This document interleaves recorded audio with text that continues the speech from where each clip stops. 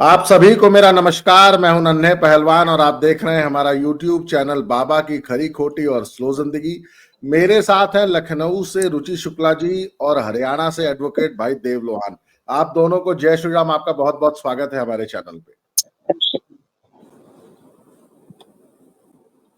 चर्चा शुरू करने से पहले मैं आप दोनों को एक वीडियो दिखाना चाहूंगा। पहले आप वो वीडियो देख लें, उसके बाद इस चर्चा को शुरू करते हैं। ये सुनो, नैनोशिप। What is नैनोशिप? नैनोशिप नैनोशिप मतलब 3-4 दिन का रिलेशनशिप या फिर 1 हफ्ते का रिलेशनशिप और उसके बाद ये रिलेशनशिप खत्म। तो नैनोशिप के बाद आता है माइक्रोशिप। माइक्रोशिप मतलब कुछ हफ्ते तक चलने वाला रिलेशनशिप, उसके बाद ये रिलेशनशिप खत्म। उसके बाद जो आता है उसका नाम है सिचुएशनशिप। ये शायद आपने जरूर सुना होगा। इसका मतलब है रिलेशनशिप से कम और फ्रेंडशिप से ज्यादा। ये आजकल बहुत ज्यादा ट्रेंड में चल रहा है सिचुएशनशिप। उसके बाद आता है कफिंग सीजन डेटिंग। ये शायद आप लोग ने नहीं सुना होगा। ये वाली डेटिंग होती है सिर्फ और सिर्फ विंटर में, सिर्फ उस सीजन के लिए। You are just chilling together, having fun together. Winter खत्म तो रिलेशनशिप खत्म। चल क्या रहा है भाई। उसके बाद जो आता है वो है प्लेस होल्डर डेटिंग। मतलब कि 2 लोग हैं, दोनों लोग कोई बेटर ऑप्शन ढूंढ रहे हैं। और इसके अंदर एक और बात यह है कि जब तक कि दोनों को कोई बेहतर इंसान ना मिल जाए तब तक आपस में ही डेटिंग मतलब कर रहे हैं, just for the company, because they don't want to feel lonely. और है that is called benching. Benching में दोनों लोग आपस में एक दूसरे के साथ एक मिनिमम इंटरेस्ट बनाए रख रहे हैं to maintain that one particular relationship they are in, but there is someone on the back. It's a backup plan. उसके अंदर there is somebody, it's a sort of standby. Okay? तो खैर जो भी है, मेरी समझ के तो बाहर है ये सब। ये तो मुझे लगता है कि आप दोनों ने ये वीडियो देख ली, दर्शकों ने भी देखी होगी। मैं सच बताऊं, मुझे तो कुछ समझ ही नहीं आया। एक बार मुझे लगा ना कि कंप्यूटर से रिलेटेड कुछ कह रही है, microchip, nano chip, terabyte, gigabyte है। फिर मैंने ध्यान से देखा इस वीडियो को 2-3 बार, तो मैंने कहा ओ तेरे, ये तो डेटिंग की बात हो रही है। रुचि जी और देव भाई, आप दोनों का बहुत बहुत स्वागत है। अब मैं अपनी चर्चा को बढ़ाऊंगा। आप दोनों ने ये वीडियो देखी, हमारे दर्शकों ने भी देख ली। इस वीडियो में ये महिला हमें ये समझाना चाहती है। पहले तो ये एक यूट्यूबर है, इनका नाम है खुशी गढ़वी। ये खुद 8 साल से डेटिंग कर रही है और रिलेशनशिप में है। वैसे मैडम ज्ञान अच्छा दे रही थी, लेकिन खुद भी उसी लाइन में है। तो कहते हैं ना कि जिस नाले में नहाना हो उसकी बुराई नहीं करनी चाहिए। अब आते हैं जरा दूसरी सिचुएशन पे। इन्होंने कहा कि 4 दिन, 4 हफ्ते, 4 महीने, 4 साल, डेटिंग के अलग अलग इन्होंने प्लेटफॉर्म्स बताए, नई नई विधा बताई। इन्होंने हमें डेटिंग के ऊपर, रिलेशनशिप्स के ऊपर बड़ा अच्छा ज्ञान दिया। इनके ज्ञान के लिए मैं इनका धन्यवाद करना चाहूंगा। रुचि जी, शुरुआत करूंगा आपसे, फिर आऊंगा देव भाई पे। देखिए देव भाई, तो रुचि जी मेरी चर्चा एक दिन चल रही थी, पहले भी हमने एक वीडियो बनाई थी, तो मैंने इनसे मेरी चर्चा चल रही थी। देव भाई ना समाज की ऐसी कड़वी सच्चाइयां कभी कभी बोल देते हैं कि लोगों से पचती नहीं है। फिर देव भाई को हमारे कमेंट बॉक्स में बहुत गालियां पड़ती हैं। लोग मुझे पर्सनली मैसेज करते हैं कि एक बार इस जाट का नंबर दे दो, इससे घनी गाल देनी है, पर ऐसे हम नंबर रिवील कर देते हैं। लेकिन देव भाई भी ना कट्टर जाट है। वो कहते हैं ना भाई, तू मेरा नंबर दिया कर, उनको मैं समझाऊंगा। देव भाई का कहना है कि आज की जो विवाह व्यवस्था है ना, उसके हिसाब से जो सिचुएशन है ना, उसमें इन चीजों को हम अवॉइड नहीं कर सकते। देव भाई छड़े मलंग आदमी है, हरियाणा को बिलोंग करते हैं, जाट भाई हैं, तो ये बातें कर सकते हैं, इनको सूट करती है। लेकिन आम समाज को ये मलंग नहीं हूँ ब्रदर, मेरे बच्चे हैं मेरे पास। हाँ, मतलब वैसे देव भाई आपकी जो सोच है वो छड़े मलंगों वाली है, मैं उस पर बात कर रहा हूँ। तो अब मैं आता हूं अपनी दूसरी सिचुएशन पे। लेकिन आम माँ बाप, लोअर मिडिल क्लास, गरीब माँ बाप, देखिए मैं बताऊं, बॉलीवुड और उस कल्चर को फॉलो करने वाले, उस टाइप के जो लोग हैं ना, वो जो बहुत हाई अपर क्लास सोसाइटी है, उसमें क्या चलता है क्या नहीं चलता है, बंद पर्दे के पीछे क्या हो रहा है नहीं हो रहा है, वो आपके और मेरी ना सोच से बहुत परे है, हमारी रीच से बहुत परे है। मैं बात करूंगा middle class, lower middle class, B, C और डी है, जो सिटीज है हमारी, मैं उनकी बात करूंगा। वहां के माँ बाप अगर ये वीडियो देखेंगे तो वो अपने बच्चे के लिए एक बार तो बहुत ज्यादा परेशान हो जाएंगे। रुचि जी, आपसे शुरू करूंगा। आप महिला हैं, आपके भी बच्चे हैं, बाहर रहते हैं, आपसे दूर रहते हैं। ये वीडियो देख के बाद आपके मन में जो त्वरित जो आपके अंदर रिएक्शन आया, जो आपके मन में जो भावना आई, बस वो बताएं। अपनी बातों को आप मैनिपुलेट मत करिएगा। ये वीडियो देख के आपके मन की भावना क्या थी, एक माँ के तौर पे, एक गृहिणी के तौर पे, एक पत्नी के तौर पे? इसको देखने के बाद एक तो मैं जरा इन मैडम को लिख के मैं इनके कमेंट बॉक्स में सजेशन दूं कि एक चीज भूल गई है, एक और रिलेशनशिप होती ब्लिंक एंड गो, बस एक दूसरे की आंखों में देखा, अब खत्म। 30 सेकंड रिलेशनशिप, है ना। तो क्योंकि जैसे हमारे बड़े बड़े पहले वीडियो होते थे ना कि पहले 40 मिनट का वीडियो, फिर आधे घंटे का, अब रील हो गई है 30 सेकंड वाली ना। तो जो कुछ करना है जिंदगी में 30 सेकंड में कर लो, जो कुछ कहना है 30 सेकंड में कह लो। तो अब इतनी सारी रिलेशनशिप इन्होंने जब करते करते करते करते माइक्रो और नैनो पे आ गई है, तो मेरे ख्याल से एक कैटेगरी ब्लिंक एंड गो वाली जो एक रिलेशनशिप है वो भी हो जानी चाहिए।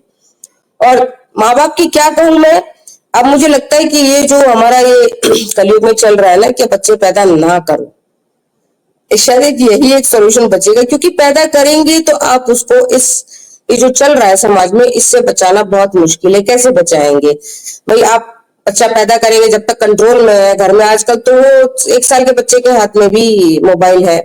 मेरे पास मेरे केयर टेकर रहते हैं, उनका मैं देखती हूँ, एक बच्चा 3 साल का है, एक बच्चा 2 साल का है, और एक एक हाथ में मोबाइल रहता है।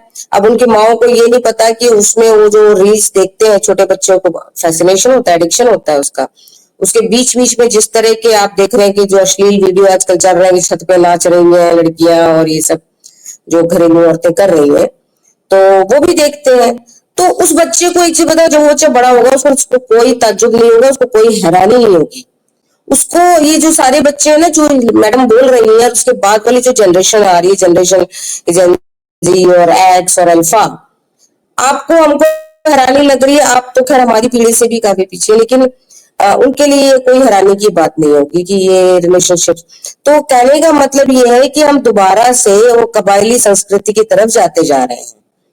एक जो सामाजिक हमारा एक स्ट्रक्चर था, एक हमारा सोशल फैब्रिक था, वो आने वाले समय में अपना अस्तित्व खो देगा और हम फिर से कबायली संस्कृति की तरफ चले जाएंगे कि ये औरत है और ये आदमी है, बस उसके बियॉन्ड कुछ नहीं है। औरत है जो करना मानता है, जिसके साथ जो कुछ कर सकती है। आदमी जो कोई बंधन नहीं, कोई उसमें आपको रिश्ता नहीं, कोई उसमें लीगैलिटी नहीं, कोई रिस्पॉन्सिबिलिटी नहीं, कोई कमिटमेंट नहीं। आने वाले समाज में वो पशु टाइप जो होता है ना, कहते हैं जंगल वाला, जो एक पशुओं वाला एटीट्यूड। पशु भी कहीं ना कहीं कुछ तो पशु भी कमिटेड होते हैं। पेंगुइन होता है जिंदगी भर पत्नी को नहीं छोड़ता, लेकिन हम तो पशुओं से भी बदतर हो जाएंगे। तो ये जो बोल रहे हैं ये लोग, अब आपको पता है इन लोग को इस बात की भी फर्क नहीं पड़ता कि इनकी आने वाली जनरेशन, क्योंकि इनको जनरेशन चाहिए ही नहीं। ज्यादा जरूरत होगी तो गोद लेंगे, तो कुत्ता पाल लेंगे, कुत्ते तो है ना, फिर जमा कुत्ते पाल लेंगे और क्या करेंगे। तो मैं आपको बताऊं, आज से मैं आपको 90 शायद 1 की ऐसे कुछ बात रही होगी। तो मैं कहीं से फ्लाई आउट कर रही थी, तो मैं बॉम्बे में मैं थी, और बॉम्बे में मेरे को किसी ने डिनर पे इनवाइट किया हमारे शिपिंग से। तो वहां जाके मुझे पता लगा कि ये लोग क्या एक संस्कृति है, they call it wife swapping. This is I am telling you 35 years ago। तो मुझे लगा मैं ये क्या होता है, तो खैर मुझे जो पता, तो बहुत कॉमन चीज है। और तो मुझे पता लगा, तो मेरे दुकानों से धुआं निकलने लग गया। सो मैंने समहाउ अपना कोई प्रेटेंशन करके मैं अपना निकली वहां से। तो उस समय मुझे लगने लगा कि क्या भारतीय समाज में ये चीजें कदम रख चुकी है, क्योंकि उसके बाद मैंने इतने समय मेरा जीवन विदेशों में बिताया कि कहीं वहां का देखिए समाज अलग है। वो वहां की परिस्थितियां, वहां का डेमोग्राफी, वहां का सोशल कल्चर, वहां का स्ट्रक्चर, वो सब कुछ हमसे अलग है। तो अगर हम उसको हम भारतीय समाज में लेके आ रहे हैं तो हमारी नैया डूबेगी। क्योंकि एक तरफ तो हमारी संस्कृति है, एक तरफ तो हमको अरहर की दाल, चावल, रोटी, पापड़ चाहिए, और उसी प्लेट में हमको पिज्जा भी चाहिए, बर्गर भी चाहिए, चाउमीन भी चाहिए। तो हम तो ये जो घालमेल बन रहा है ना, उसका कहीं ना कहीं बहुत एडवर्स इफेक्ट आने वाला है, ये बात तो तय है। और आने वाली जनरेशन को आपको बताए, ये शादी होना या कमिटमेंट होना, अब शादी का तो कोई मीनिंग ही नहीं रह गया। अब तो देखिए ना, वो कभी कुकर में डाल के उबाल दो, और कभी ड्रम में भर के दबा दो, और कभी सूटकेस में डाल के फेंक दो। तो ये वही लोग होते हैं जो शुरू में इमोशनल रिलेशनशिप्स में जाते हैं और बाद में they end up being in a sewer, कहीं पे सीवर लाइन में मिलते हैं और कहीं रेलवे लाइन पे मिलते हैं, कहीं सूटकेस में मिलते हैं। तो ये बहुत भयावह स्थिति है, बहुत ज्यादा भयावह स्थिति है। और अनफॉर्चुनेटली इसमें योगदान जो है हमारा भी है, क्योंकि एक अंधी दौड़ में हम दौड़ चुके हैं, भाग चुके हैं। जो हमारा शुरुआत कोक पेप्सी से हुई थी, वो अब दूसरे टाइप के कोक में और दूसरी टाइप की जो संस्कृति शुरू हुई थी डिस्को और हिप हॉप और फलाना और ढिकाना और 4 बोतल वोडका से, वो धीरे धीरे देखिए खिसकते खिसकते है। और अभी आपको ये अंत नहीं है, इसके बाद और भी बहुत बहुत सारी पड़ाव बाकी है। आपको तकलीफ होती रहेगी देख के, दिल चलता रहेगा, लेकिन ये रुकने वाला नहीं है, क्योंकि उसको रोकने के लिए कोई है नहीं स्पीड ब्रेकर हमारे पास।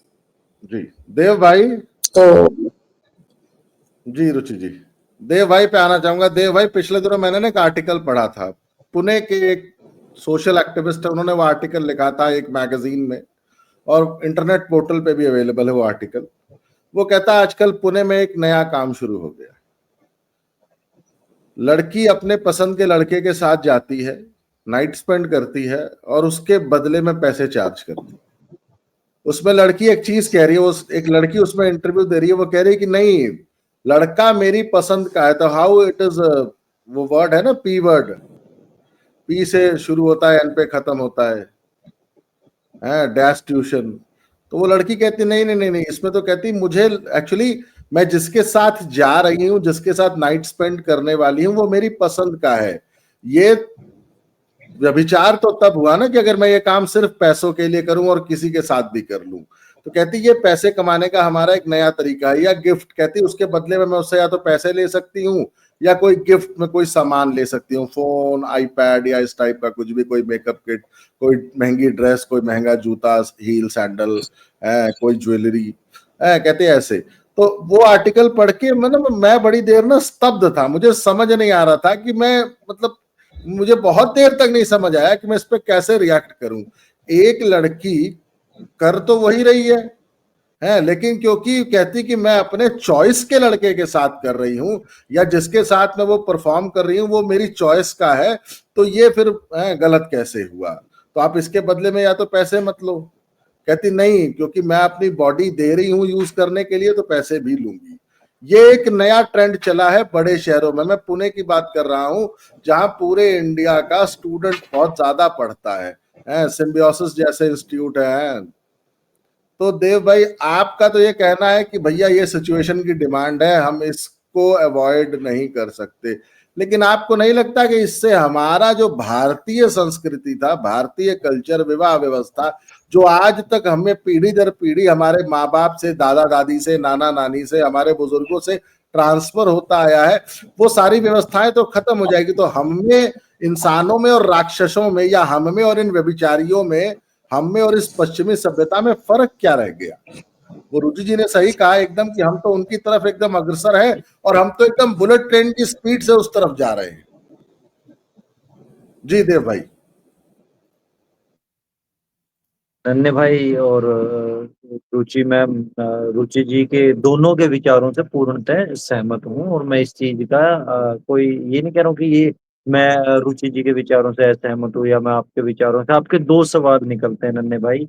एक आपका सवाल निकलता है जिस सवाल को हम कह रहे हैं कि एक लड़की किसी के साथ जा रही है, वो वहां पे गिफ्ट ले रही है, सारी चीजें कर रही है। दूसरा आपका सवाल निकलता है कि फिर हमारी भारतीय संस्कृति का क्या होगा। भाई साहब, इसके दो ही जवाब हैं। तो मैं पहले शुरू करूंगा जवाब आपके उस सवाल से जिसमें एक लड़की, ये नई टेक्नोलॉजी नहीं है। ये हम है ना, आपसे मैं आपसे नन्हे भाई, मैं आपसे पूछना चाहूंगा। एक साइट है जिसका नाम है वर्ल्ड रेसलिंग, मतलब वर्ल्ड बॉडी बिल्डिंग चैंपियनशिप। उस साइट पे ऐसे ऐसे बॉडी करके लोग खड़े हैं, बिल्कुल नन्हे नन्हे कपड़ों में खड़े हैं, यूं करके खड़े हैं, और उसकी बहुत अच्छी व्यूवरशिप है। क्या वो व्यूवरशिप गलत है या वो व्यूवरशिप सही? बॉडी बिल्डर्स की जो साइट है, उस बॉडी बिल्डर्स पे नन्ही नन्ही चड्डियां पहन के बहुत सारे लड़के और लड़कियां हैं। क्या वो साइट से जो पैसे की कमाई हो रही है वो सही है या वो गलत है? तो बॉडी उस साइट बिल्डिंग का तो नाम देव भाई उल्लू है, स्पोर्ट्स है ना? उल्लू साइट, उल्लू है उसका नाम। नहीं नहीं, उल्लू नहीं है मैम, मैं तो साधारण बात कर रहा हूँ, उल्लू वाली तो बात है। अब इसी अगर ये उल्लू पे सही है, उल्लू पे भी चल रहा है, आप देख रहे हैं ना, उल्लू पे चल हाँ रहा है ये उल्लू पर सब। भी चल रहा है मैम, बिल्कुल बिल्कुल, यू आर रेडी।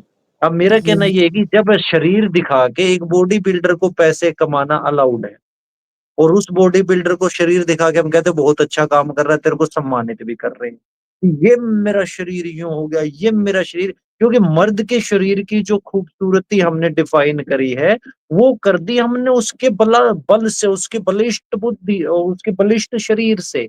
लेकिन जब यही पैसा एक औरत जो है वो ओनली फैंस पे कमाती है, तो हमारी संस्कृति को खतरा हो जाता है कि ओनली फैंस से कोई लड़की क्यों कमा रही है भाई। जब यही चीज एक लड़का जो है वो बॉडी बिल्डिंग, वो लड़की भी तो ओनली फैंस पे बैठ के क्या दिखा रही है, अपने शरीर के ऊपर चढ़ी हुई चर्बी दिखा रही है। वो लड़का क्या दिखा रहा है, वो चर्बी ही दिखा रहा है।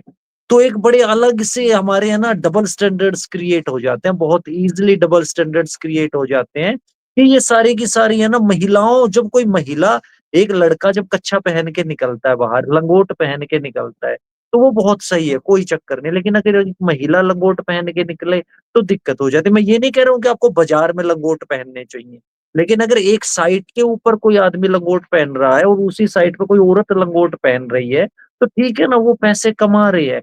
और हर आदमी पूरी दुनिया में कटु सच्चाई या कोई भी नहीं बोलता, क्योंकि हर किसी को लगता है कि जनता को जैसा जैसा सा सुनना पसंद है ना, वैसा वैसा सा सुना दो।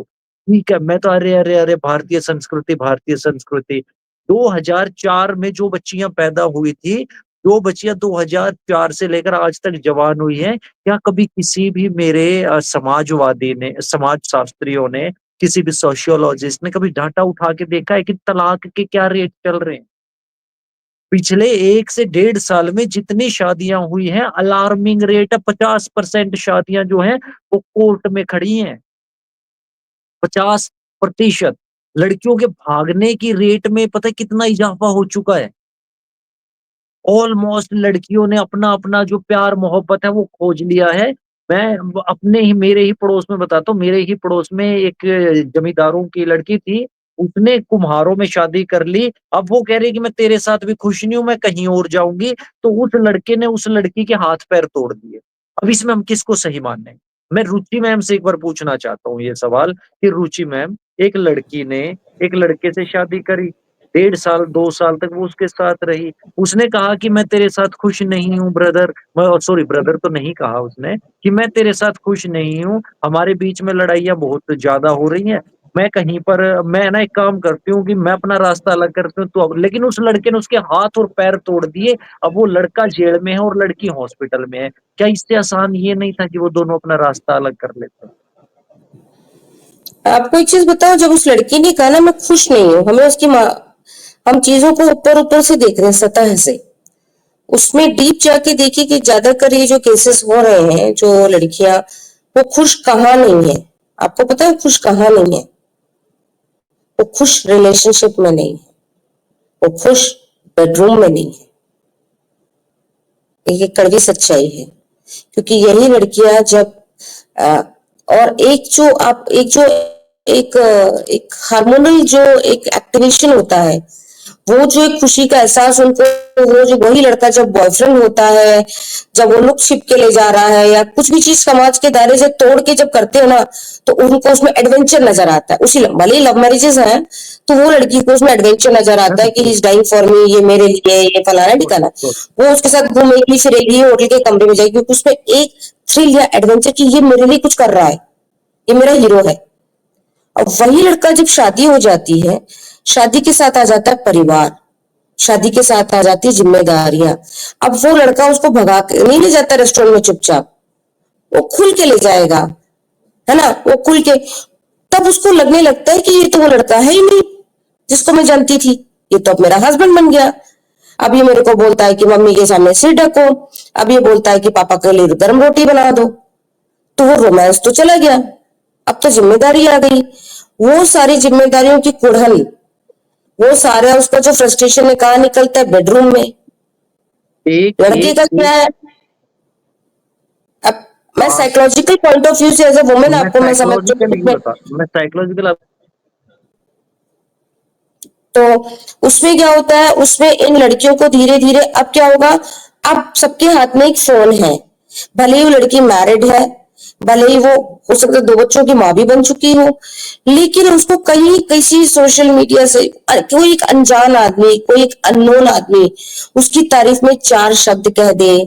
ये देखिए बड़े चालाक होते हैं लोग भी जो सोशल मीडिया में फंसाते हैं औरतों को।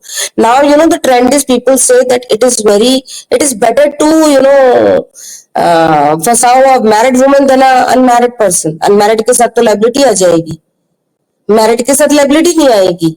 तो लड़के ढूंढते हैं उन मैरिड औरतों को जो बहुत ज्यादा उत्सुक है कि उनकी कोई तारीफ कर दे, कोई कह दे उनको कि तुम बड़ी सुंदर हो, तुम बड़ी सेक्सी हो, अरे तुम्हारे। अब वो उसका धीरे धीरे झुकाव होने लगता है। अब उसका क्या ना, उसका अधिकतर टाइम उस वाले आदमी के ऊपर जाएगा। धीरे धीरे पति अच्छा नहीं लगे। अब पति तो पति है ना, वो जब बॉयफ्रेंड था तब बॉयफ्रेंड था, अब वो हस्बैंड है। वो हनीमून जिंदगी भर नहीं चल सकता, हनीमून की एक एक्सपायरी डेट होती है ना। तो अब दूसरे हमारे समाज में क्या है, हमारे समाज में रिश्तों को जोड़ने के लिए हम मानसिक रूप से एक दूसरे से, बहुत कम ऐसे जो है मैरिड कपल्स हैं जो मानसिक रूप से एक दूसरे से जुड़ते हैं। सारा जो फोकस होता है वो शारीरिक रूप से जुड़ने का होता है। पहला शारीरिक रूप से जुड़ने का फोकस होता है कि है भाई अब तो इसके लिए, इस एक्टिविटी के लिए, सेक्स के लिए बाहर नहीं जाना पड़ेगा, वो तो हमारे पास है, अवेलेबिलिटी है, वी कैन डू इट। दूसरी चीज उनके साथ क्या होता है कि उसके साथ उनको ये भी लग जाता है कि भाई हाँ चलो हम सिक्योर है, कोई हमारे पर उंगली नहीं उठाएगा। लेकिन आप अभी क्या ना, वो 30 सेकंड वाली एड्रेनलिन जो है ना हमारा, वो बहुत बड़ा फैक्टर है कि बहुत जल्दी उससे बोरियत आने लगती है, बोर्डम आने लग रही है। अब क्या हो रहा है, जब मैरिड में आप बता रहे हैं कि 50% डिवोर्सेस हो रहे हैं और भी इंक्रीज पे जाएंगे, तो दूसरा रास्ता लोग ये निकाल रहे कि शादी करें ही क्यों यार, बोरी होना है बाद में। तो ऐसा क्यों ना एक सिस्टम बना के रखें कि किया तो कि नहीं किया तो नहीं किया, रहे तो रहे, नहीं रहे तो नहीं रहे, मैं भी फ्री तू भी फ्री। और ये आपको बताएं, ये वाले जो टेंडेंसी है ये औरतों की तरफ से ज्यादा है, आदमियों की तरफ से कम है। आज के युग की जो औरतें हैं वो अपने आप को इतना इंडिपेंडेंट मानने लगी है कि उनको लगता है कि ये मेरे उंगली के इशारे से होना चाहिए कि कौन मेरे साथ संबंध बना सकता है, कौन मेरे साथ संबंध नहीं बना, ये मेरी चॉइस पे मैं डिसाइड करूंगी। ठीक है, मैं मानती हूँ कि ये चॉइस होनी चाहिए, ये आदमी औरत सबकी ये चॉइस होनी चाहिए, इसमें कोई बुराई नहीं कि अधिकार। लेकिन उसने उसका गलत वर्जन ये लगा लिया कि उनको किसी भी रिस्पॉन्सिबिलिटी या कमिटमेंट में नहीं बंधना है। तो पहले तो आप देख रहे थे कि लिव इन रिलेशनशिप का हुआ था, लिव इन। अब लिव इन में भी क्या होगा, जब लिव इन में भी कहीं ना कहीं वो बिल शेयर कर रहे हैं या कहीं एक वो आप पजेसिव हो जाते हैं लोग एक दूसरे के प्रति, जो है ना कि हाँ पजेसिव हो गया तो मुझे दूसरे लड़के से बात नहीं करने दे रहा। और ये सारा ड्रामा आपको पता है कहाँ से आया है, ये हाई क्लास लोगों से आया है, ये बॉलीवुड जैसी जगहों से आया है। उसके बाद ये स्प्रेड हो रहा है हमारे समाज के निचले दर्जे के स्ट्रेटा पे।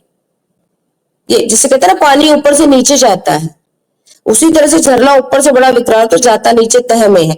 अब हमारे यहाँ की जो छोटे टाइप 2, टाइप 3, टाइप 4 इवन कस्बों की लड़कियां, मैं आप छोटा सा इंसिडेंट बताऊं, मेरी जो घर में काम करती थी लड़की, उसको वो छुट्टी पे गई तो अपनी एक छोटी बहन को मेरे को टेम्परेरी दे के चली गई। वो लड़की की उम्र 13 साल थी, 12.5-13 साल थी।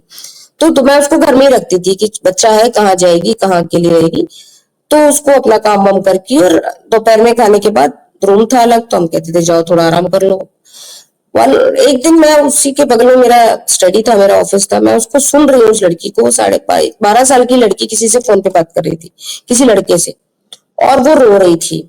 और वो उस लड़के से कह रही थी कि तुम एक साथ तुम हमको भी टहला रहे हो, तुम उसको भी टहला रहे हो, और अब की बार देखना, अब की बार जब तुम हमसे रिलेशन बनाओगे ना तो हम ऐसा कुछ कर लेंगे कि हम प्रेग्नेंट हो जाए, फिर तुम देखना हमको कैसे छोड़ पाओगे। आई वॉज लिसनिंग, मेरे होश फाख्ता हो गए। ये आज की 12 से 13 साल की जो लड़की घर में बर्तन मांजती है, ये उसके विचार है, ये बॉलीवुड के विचार नहीं है। अब आप ये सोचिए कि 13 साल की लड़की ये कह रही है कि और बॉयफ्रेंड कौन होगा, कहीं इधर उधर का सोशल मीडिया का पकड़ा हुआ कोई छरपट्टा लड़का होगा, है ना, आसपास का, वो उसको भी टहला रहा है, उसको भी टहला रहा है। तो ये उसको कह रही है कि अगली बार जब, तो that means she is already into physical relationship, 13 साल की लड़की। और वो ये कह रही है कि तुम हमारे से कमिटमेंट नहीं रखोगे तो मैं आपकी बार जो है ना हम प्रिकॉशन नहीं लेंगे और मैं प्रेग्नेंट हो जाऊंगी, फिर देखते हो तुम मुझे कैसे छोड़ के भागते हो। यही आपसे कह रही थी मैं पल्लव बलवान जी की समाज कहाँ तक जा रहा है, अभी आप कल्पना भी नहीं कर सकते कि इसको भी इस्तेमाल किया जाएगा, प्रेगनेंसी को भी। कैसे कैसे सबोटाज करने के तरीके निकल रहे हैं, कैसे कैसे ब्लैकमेलिंग के तरीके निकल रहे हैं। तो कोई क्यों करे शादी, ये सवाल आता है। कमिटमेंट आने वाले समय में, अब लोग कहते हैं जनसंख्या बढ़ रही है, आप देखिए अगले 30 से 40 साल में भारतवर्ष में जनसंख्या का ड्रॉप कितना तेजी से होगा। क्यों? एक एवरेज आप बहुत इंक्लाइन पे है कि आदमियों के स्पर्म काउंट्स पे धीरे धीरे बहुत डिक्लाइन आ रहा है बिकॉज ऑफ द लाइफस्टाइल। लोगों का खाना पीना और मैक्सिमम टाइम वो अपना स्क्रीन पे देते हैं, वो वर्क रिलेटेड स्ट्रेस, तो वो उनकी फर्टिलिटी को इफेक्ट कर रहा है, बच्चे होंगे ही नहीं। और औरतों में हार्मोन्स बढ़ते जा रहे हैं, औरतों की प्रोडक्टिविटी कम नहीं हो रही है, आदमियों की प्रोडक्टिविटी कम हो रही है। ये एक जो डिसबैलेंस बन रहा है ना, गैप आ रहा है बीच में, एक बहुत बड़ी वजह बनने वाला है। उसकी वजह से लड़कियां भागती हैं। इसको कोई एड्रेस ही नहीं कर रहा, कहीं से कोई एड्रेस नहीं कर रहा इन चीजों को। ये मेरे अपने विचार है, मतलब मैं इसको कहीं पढ़ के या कोई आपको मैं रिपोर्ट्स बना, as I can understand as a human being कि वजह कहाँ है। ठीक, देव भाई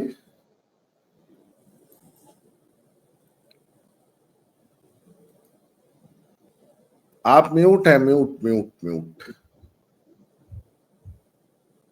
म्यूट है आपकी आप आवाज सब। नहीं आ रही है। देव भाई आप म्यूट हैं। अच्छा, मेरा जो सवाल था वो छोटा सा था और मेरा सवाल लव मैरिजेस के लिए मतलब ओवरऑल था, और उसमें लव मैरिजेस और अरेंज मैरिजेस दोनों में ही सेम रेट ऑफ जो डिवोर्स है वो देखा जा रहा है। तो उसमें एडवेंचर वाला हिस्सा मैं मानता हूँ वो कहीं ना कहीं एड्रेनलिन को हाई करता है। दूसरा, मैं इस बात से सहमत हूँ और हम सबको इस बात से सहमत होना चाहिए कि जो इंस्टीट्यूट ऑफ मैरिज है, institute of marriage is collapsed, is not collapsing, is already collapsed, वो कोलैप्स हो चुका है। और इंस्टीट्यूट ऑफ मैरिज में जापान के अंदर जो 2024 का जो डाटा है, जापान के अंदर मात्र 6 लाख बच्चे पैदा हुए हैं 2024 में, मात्र 6 लाख बच्चे एक देश में पैदा होना कितना बड़ा अचंभा है। साउथ कोरिया में मात्र 3 लाख या 4 लाख बच्चे पैदा हुए, बच्चे पैदा नहीं कर रहे हैं लोग। वो फर्टाइल होते हुए भी बच्चे पैदा नहीं कर रहे हैं, ना लड़की कर रही है और ना लड़का कर रहा है। क्यों? क्योंकि एक है ना, एक ईज ऑफ डूइंग हमें मिल गई है। उस ईज ऑफ डूइंग में क्वांटम फिजिक्स आ गई है, क्वांटम फिजिक्स के साथ मिलकर एआई आ गया है जो हमारी चीजों को आसान करता जा रहा है। उन आसानी के बीच में मेरे को डाटा इंटरफेस इतना मिल रहा है कि मेरे को, जैसे मैम ने अभी बताया ना कि फोन हमारे हाथ में, फोन होने से क्या बदला कि हमें डाटा इंफॉर्मेशन बहुत ज्यादा मिलने लग गई। पहले हमें सेक्सुअल रिलेशंस की इंफॉर्मेशन ही नहीं होती थी, अब उस इंफॉर्मेशन से हम बच नहीं सकते क्योंकि इंफॉर्मेशन का फ्लो इतना तेज है कि मेरे खेतों में भी जब मैं जाता हूँ तो मेरे खेतों में एक ड्रोन उड़ रहा होता है, जो ड्रोन डायरेक्ट कनेक्टेड होता है ऊपर सैटेलाइट से, और वो ड्रोन का भी इतना बड़ा डाटा है कि आप अपने बच्चों को उससे हटा नहीं सकते। तीसरा, जब ये सारी की सारी चीजें कोलैप्स हो ही रही है तो ये कोलैप्सिंग के साथ साथ इवॉल्व भी तो हो रही है। बच्चे पैदा करने के लिए आने वाले मात्र 20 साल में महिला और पुरुष की जरूरत ही नहीं होगी। आर्टिफिशियल एम्ब्रियोज जो है वो बन चुके हैं। अभी लेटेस्ट 2 दिन पहले की एक रिपोर्ट थी जिसके अंदर बताया गया है कि जो मेल क्रोमोसोम है, जिसको हम वाई क्रोमोसोम कहते हैं, वाई क्रोमोसोम जो वो श्रिंक हो रहा है, यानी कि वाई क्रोमोसोम छोटा हो रहा है। अब वाई क्रोमोसोम छोटा होगा तो आज के 50 साल बाद हमें पता लगेगा कि उसके छोटा होने से क्या होगा। तो उनके अनुसार तो जो मेल क्रोमोसोम है वो अलग तरीके से इवोल्व हो रहा है, वो अपने आप को छोटा कर रहा है। अब वो छोटा करते करते और क्या क्या करेगा वी डोंट नो। लेकिन हम भारतीय, बतौर भारतीय, हम हर नई चीज से डर बहुत जल्दी जाते हैं। जब हमारे घरों में पंखा लगा तो हमने पंखे के बारे में क्या क्या नहीं कहा। पंखे के नीचे सोओगे तो आत्मा को चूस लेता है, पंखे के नीचे सोओगे बीमार हो जाओगे, पंखे के नीचे सोओगे सब कुछ बर्बाद हो जाएगा। फिर हमारे घरों में कूलर आ गए, फिर कहने मैंने लगे पंखा। ये देव भाई, देव भाई हाँ जी। पंखे वंखे का तो नहीं, मैंने कुकर के बारे में एक चीज सुन रखी है कि जब हम हाँ खुले में दाल या कोई सब्जी बनाते थे तो सारी गैस हवा में उड़ जाती थी उस दाल सब्जी की। कुकर हाँ। में वो गैस, क्योंकि कुकर उसको दबा देता है तो वो सारी गैस अंदर ही रह जाती है, इसीलिए लोगों को गैस की बीमारी हो गई है, ऐसा कुकर के बारे में कहा जाता है। हाँ, ऐसा फिर ये तो कूलर मैं के आपकी बारे बात में से कहा गया। सहमत मैं पहले पंखे के बारे में कहा गया, फिर जब पंखा चला गया तो पंखे के बाद जब कूलर आने शुरू हुए तो उन्होंने कहा पंखा तो ठीक है। हूं। अब पंखा आप मेरे इस चर्चा को मैं अब समाप्त करूंगा। मैं आपसे बस एक जाते हुए एक सवाल का जवाब चाहता हूं। हाँ जी। खुशी गढ़वी जी जो खुद 8 साल से लिव इन में रह रही हैं, उन्होंने लिव इन और रिलेशनशिप पे बड़ा अच्छा ज्ञान दिया। भगवान उनको लंबी उम्र दे, वो ऐसे ही हमारे बच्चों को गाइड करती रहे। देखिए, गलती से मेरे मुंह से वो शब्द निकल गया, मिसगाइड नहीं, गाइड करती रहे हैं कि बेटा 8 साल लिव इन में रहकर भी कैसे ज्ञान देना होता है, इसे कहते हैं ज्ञान बांटना। सिर्फ एक लाइन का जवाब चाहिए आपसे मुझे, अपनी बात को आप 1 मिनट में समाप्त करें। क्या आने वाला समाज, और मैं हिंदुत्व की बात करूंगा, अगर इसी सोच के साथ बढ़ता रहा तो और कितनी पीढ़ियों तक ये सनातन इस धरती पे रहेगा? चिरंजीवी चिरंजीवी है सनातन इस धरती पे। ये जो बदलाव आपको दिख रहे हैं ना, ये बदलावों को सबसे पहले प्योर करके, रिफाइन करके और एक शुद्ध तरीके से अगर कोई दुनिया के सामने लेकर आएगा तो वो सनातन ही लेकर आएगा। कि इस माहौल में भी, जिस माहौल में एआई आज आप जब ग्रुप को 2000 रुपए मंथली देना शुरू कर देते हैं तो ग्रुप क्या क्या चमत्कार कर देता है हमें सोच भी नहीं सकते। चैट जीपीटी क्या क्या चमत्कार कर रहा है। तो हम इन सारी चीजों को, गोस्टिंग को, ब्रेड क्रम्बलिंग को, बेंचिंग को, नैनोशिप को, माइक्रोशिप को, इन सारे शिप्स में हम क्यों गए? क्योंकि इंस्टीट्यूट ऑफ मैरिज कलेप्स हो गया। मैं नहीं कह रहा वो महिला की वजह से हुआ, पुरुष की वजह से हुआ, दोनों की समान मेहनत थी। इंस्टीट्यूट ऑफ मैरिज कलेप्स हुआ है। अब हमें मैरिज के नए, क्योंकि बच्चे पैदा करना अब हमारा काम नहीं है। बच्चे अब रोबोट्स बना लेंगे। मैं आने वाले 20 से 25 साल की बात कर रहा हूँ। बच्चे बहुत इजीली रोबोट्स बनाएंगे, हमारा स्पर्म होगा, महिलाओं का एग होगा और वो आर्टिफिशियल एम्ब्रियोज में जाएंगे। तो अब मानव जाति को बच्चे पैदा नहीं करने, अब बच्चे पैदा करने की मशीनें आ चुकी हैं। तो मानव जाति इन नैनो शिप्स के अंदर ही रहेगी। अब आप इस टाइम को दोबारा से रिवर्स नहीं कर सकते। और ये हिंदुत्व ही होगा जो इन नैनो शिप्स को, इन माइक्रोशिप्स को, इन कफिंग्स को, प्लेस होल्डिंग को, ऑर्बिटिंग को एक व्यवस्था का रूप देगा कि ये भी एक व्यवस्था है। और वो व्यवस्था बनाएगा सिर्फ और सिर्फ हिंदुत्व बनाएगा। वो व्यवस्था बनाएगा सिर्फ और सिर्फ सनातन बनाएगा। ऐसे ऐसे बदलाव से, ऐसे ऐसे चेंजेस से, लाखों साल पुराना है ये मत, जो जिस मत को हम मानते, जिस विचारधारा को हम मानते। और ऐसे ऐसे चैलेंजेस बहुत बार हमारे सामने आए। एक वक्त जो सबसे बड़ा चैलेंज आया था, उस टाइम पे हमने खजुराहो के अंदर मूर्तियां बना दी थी। आप कभी खजुराहो का मंदिर जाके देखेंगे तो वो भी इसी तरह का एक चैलेंज था। तो उस वक्त हमने खजुराहो के अंदर मूर्तियां बना दी थी। फिर एक वक्त आया था तो हमने कामा सूत्रा लिख दिया था। इस दिक्कत से भी अगर बाहर कोई हमें निकालेगा तो वो सनातन विचारधारा ही निकालेगी। और सनातन के लिए घबराने की विषय नहीं है। सनातन के लिए तो ये एक सोच का विषय है, ये एक चैलेंज है, एक चुनौती का विषय है कि किस तरह से हम इस सारी चीजों को बदलते हुए वातावरण में दोबारा से बदल दें। नन्हे भाई। वैसे जो देव भाई ने खजुराहो की चर्चा की, मैं आपको बता दूं कि खजुराहो के मंदिर में गया हूं, मुझे तो बड़े बोरिंग लगे, मैं सत्य बताऊं। ओवर, हाँ, जैसे बहुत नहीं कोई चीज ओवर प्राइस्ड होती है, ओवर हाइप्ड होती है, वैसे ही। पर खजुराहो के टेम्पल, सही बात है, देव भाई ने कहा कि समय के हिसाब से, भाई चंदेल डायनेस्टी थी, 950 से 1050 तक उन्होंने हमारे ऊपर रूल किया है, तो उन्होंने बनाए थे। अब उस यानी वक्त कि क्या उसी समय चारवाक संस्कृति का उदय भी हुआ था। और हाँ, उस नहीं, चारवाक जी संस्कृति में भी चारवाक यही कहा गया था कि आपका परम आनंद जो है, देह जो है आनंद से मुक्त है। नहीं उसमें आप नहीं, कुछ भी खाइए, चारवाक कुछ का भी जो काल पीजिए। निकलता है, चारवाक संहिता की मात्र 8 लाइनें अब तक हमें मिली हैं। और उसका जो काल निकलता है वो कालखंड बहुत पहले का। और चारवाक यही इंडस वैली सिविलाइजेशन से ही हुए हैं, जिस सिविलाइजेशन से दधीच भी जी हुए हैं। दधीच भी इसी इलाके से, यानी कि उत्तर भारत, इंडस वैली सिविलाइजेशन जो सरस्वती सिंधु घाटी है, वहीं से चारवाक भी रहे हैं। चारवाक का जो मतलब साहित्य है, चारवाक के साहित्य में कोई ऐसी मतलब अटपटी बात नहीं है। चार्वाक के साहित्य की आठ ही युक्तियां आज तक मिली हैं। मैंने वो 8 युक्तियां अच्छी तरह से स्टडी करी हैं। उन 8 युक्तियों को जब आप खोलकर समझते हैं तो चार्वाक भी एक संत थे, एक महात्मा थे, लेकिन वो तो उसको खजुराहो से डिस्टॉर्ट पहले कर थे। दिया गया ना, हाँ, वो उसका डिस्टॉर्शन हो गया। खजुराहो से बहुत पहले थे। खजुराहो में क्यों बनाया गया था? क्योंकि आदमी और पुरुष के अंदर से कामुकता की बहुत कमी हो गई थी और वो कामुकता में नहीं जा रहे थे। और कामुकता में अगर वो नहीं जाएंगे तो पॉपुलेशन हमारी डिक्लाइन होना शुरू हो जाएगी। उससे बचने के लिए खजुराहो के अंदर एक चलचित्र बनाए गए।